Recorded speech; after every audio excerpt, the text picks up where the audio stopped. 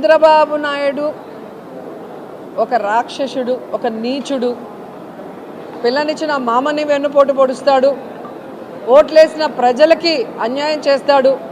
తనని ముఖ్యమంత్రి చేసిన ఈ రాష్ట్రాన్ని కారణం లేకుండా తన స్వలాభం కోసం ముక్కలు చెక్కలు చేస్తాడనేది రాష్ట్ర ప్రజలందరూ గమనించారు కాబట్టే, అర్థం చేసుకున్నారు కాబట్టే 2019లో అతన్ని తరిమి కొట్టారు.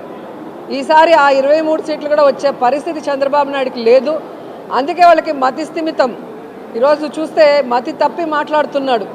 ఈరోజు చంద్రబాబు నాయుడు 14 సంవత్సరాల్లో ఏం చేశాడో ఒక్కసారైనా మాట్లాడు.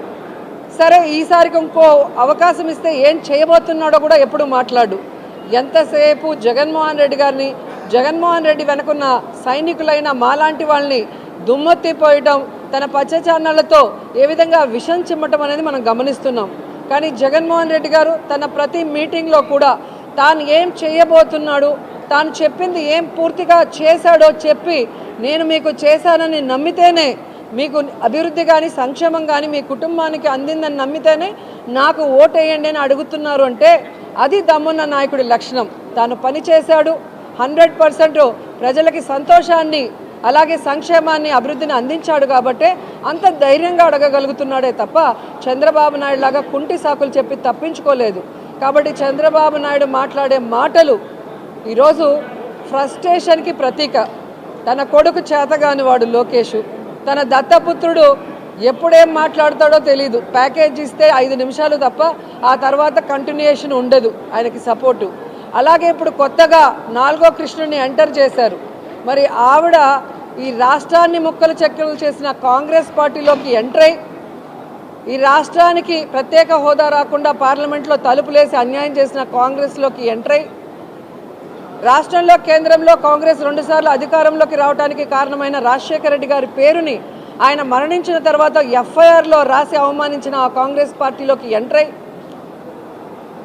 ఆ వైఎస్ఆర్ గారి కుటుంబాన్ని ముక్కలు చెక్కలు చేసి వైఎస్ఆర్ కొడుకుని కారణం లేకుండా ఏ విధంగా అన్యాయంగా తప్పుడు కేసులు పెట్టి జైల్లో పెట్టిన ఆ కాంగ్రెస్లోకి ఎంటర్ అయి, స్వలాభం కోసం జగనన్న మీద విషం చిమ్ముతూ ఈ రాష్ట్ర ప్రజల్ని అవమానిస్తుంటే ఏ విధంగా వాళ్ళని ప్రజలు నమ్ముతారు, వాళ్ళకి ఓట్లు వేస్తారో ఒకసారి ఆలోచించండి. కాబట్టి పక్క రాష్ట్రాల్లో ఓట్లు పెట్టుకొని, పక్క రాష్ట్రాల్లో కాపురాలు చేసుకుంటూ, పక్క రాష్ట్రాల్లో కోవిడ్ సమయంలో హ్యాపీగా సేఫ్గా ఉంటూ, ఎలక్షన్స్ వస్తే, సంక్రాంతి వస్తే డూడు బసవన్లు వచ్చినట్టు ఆంధ్రప్రదేశ్కి వచ్చి జగన్మోహన్ రెడ్డి గారి గురించి అవాకులు చవాకులు పేలితే జనాలు వీళ్ళందరినీ కూడా తొందరలో హైదరాబాద్కి కట్టగట్టి పార్సిల్ చేస్తారని కూడా ఈ సందర్భంగా తెలియజేసుకుంటున్నా.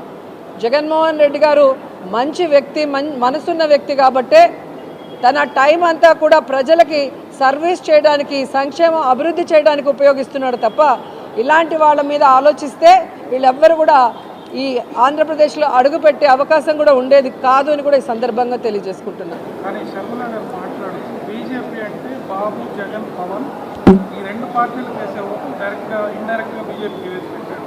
దాన్ని ఎలా? ఆవిడ వేసుకున్న వేషం కాంగ్రెస్ది, మాట్లాడే స్క్రిప్ట్ చంద్రబాబు నాయుడుది.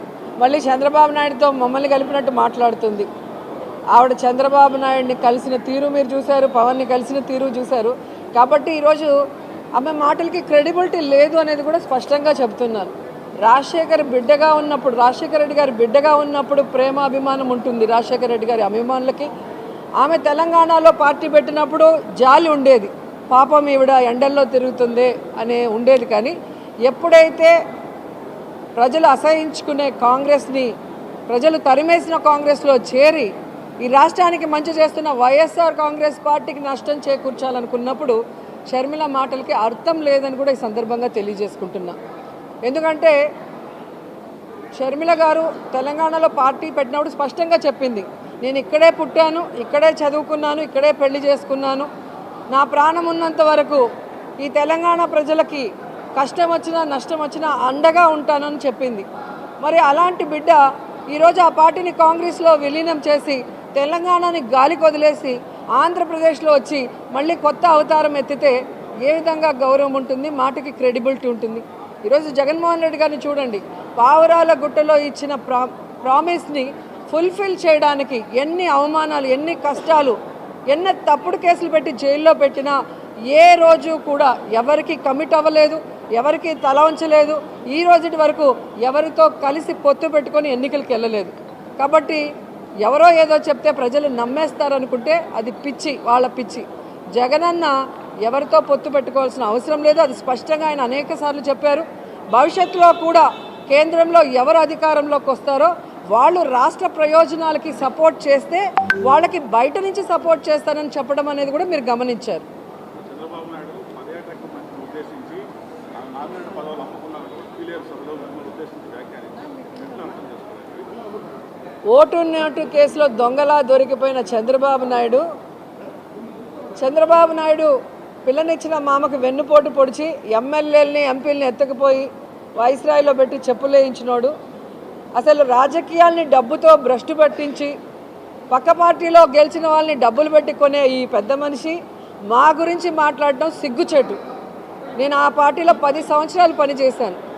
ఈ 10 సంవత్సరాల్లో నేను ఏ రోజైనా ఒక తప్పు చేశానో, ఒకరి దగ్గర ₹1 తీసుకున్నానో ప్రూవ్ చేయమనండి. మీ పార్టీలో పనిచేసిన వ్యక్తినే కదా. ఈరోజు 24 సంవత్సరాల తర్వాత ఈరోజు ఆయన కనిపిస్తుంది నేను పదవులు అమ్ముకుంటున్నానని. దీన్ని బట్టి ఆయన స్థాయి ముఖ్యమంత్రి స్థాయి నుంచి మా స్థాయికి వచ్చేసింది అనేది గమనించాలి. ఏదండి చేస్తారండి. ఇప్పుడు జగన్ గారి మీద వాళ్ళ చెల్లెలే చేసినప్పుడు ఎవరో తెలియని వాళ్ళు మనం సామాన్యుల్ని కౌన్సిలర్ చేసినప్పుడు వాళ్ళు అమ్ముడిపోయి మాట్లాడరని ఎలా అనుకుంటారు మీరు? వాళ్ళ వ్యాపారం ఏంటో ఒకసారి కనుక్కోండి. వాళ్ళు ఈరోజు కౌన్సిలర్ అయ్యారు అంటే వైఎస్ఆర్సీపీ పుణ్యం. సామాన్యుల్ని కూడా ఈరోజు ఎంపీలని, ఎమ్మెల్యేలని, ఎమ్మెల్సీలు చేసి అన్ని సామాజిక వర్గాలకి న్యాయం చేసిన వ్యక్తి జగన్మోహన్ రెడ్డి గారు.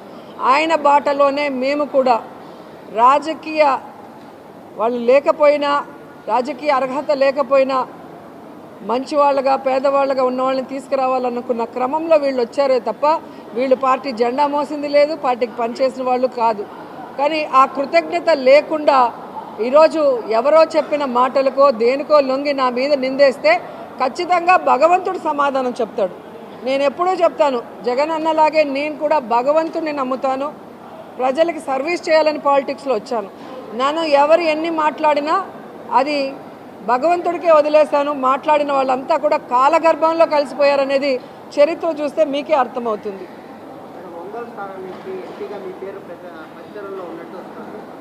ఆంధ్రజ్యోతికి చాలా ప్రేమ నేనంటే. ఒకసారి సీట్ లేదంటారు, ఒకసారి సీటు ఎంపీగా ఒంగోలు ఇస్తానంటారు. పక్క రాష్ట్రాలకి ముఖ్యమంత్రులు కూడా చేసేసేలాగా ఉండరు వీళ్ళు మా అందరినీ చూస్తూ ఉంటే. అంటే వీళ్ళ ఫ్రస్ట్రేషన్ ఎలా ఉంది అంటే తెలుగుదేశానికి, జనసేనకి, ఈరోజు కాంగ్రెస్కి అభ్యర్థులు లేరు అనౌన్స్ చేద్దామంటే. సో అది లేక ఏం చేస్తున్నారు, వైఎస్ఆర్ కాంగ్రెస్ మీద పడి అడవటం.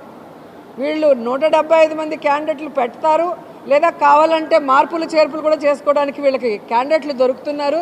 మాకు దొరకట్లేదే అన్న బాధ, కక్ష సాధింపు, ఈ విధంగా క్యాడర్లో కన్ఫ్యూజ్ చేస్తూ లీడర్లు కొట్టుకునే పరిస్థితిని తీసుకొస్తుంది పచ్చ ఛానళ్ళు మాత్రమే అని కూడా ఈ సందర్భంగా తెలియజేసుకుంటున్నా. ఈరోజు నగిరి నియోజకవర్గంలో వర్క్ చేసుకుంటున్న నాకు ఎక్కడో ఒంగోలుకు పోవాల్సిన అవసరం ఏముందో కూడా నాకు అర్థం కాల. ఈ ఏబిఎన్ గారు కానీ, ఆంధ్రజ్యోతి రాధాకృష్ణ గారు కానీ, లేదా రామోజీ గారు ఏమన్నా నగిరికి వచ్చి కంటెస్ట్ చేస్తారా? వాళ్ళ ఇంట్లో మనవరాళ్ళు చేస్తారా? పోనీ వాళ్ళకి కావాలంటే జగన్ గారిని అడగచ్చు కదా. ఎందుకు ఈ విధంగా పేపర్లో రాస్తున్నారో నాకైతే అర్థం కావట్లేదు.